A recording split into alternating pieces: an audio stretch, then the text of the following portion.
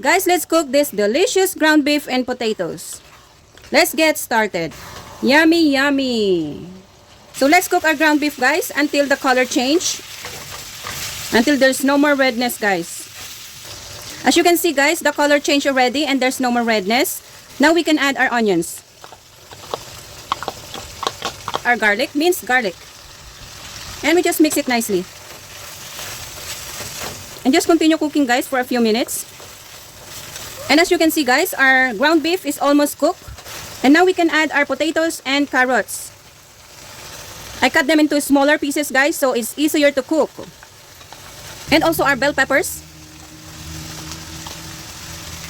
Just mix it a little bit, guys. Wow, it's looking great. It smells good too, guys.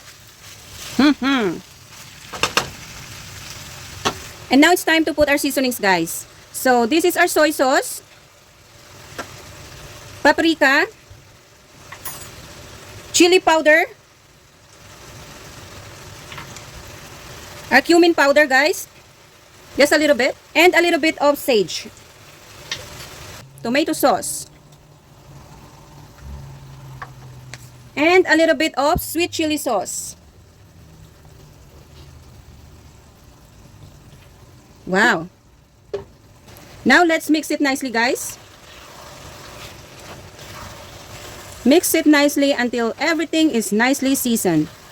Wow, it's looking nice.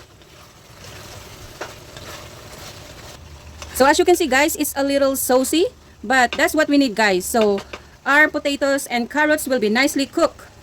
Let's cover and cook it for another 10 to 15 minutes, guys. So we're just making sure that our meat is nicely cooked too and everything will be cooked. Wow. This is it, guys. Taste it before you put more salt. I know that I put a little bit of soy, guys, so I'm adding salt to it.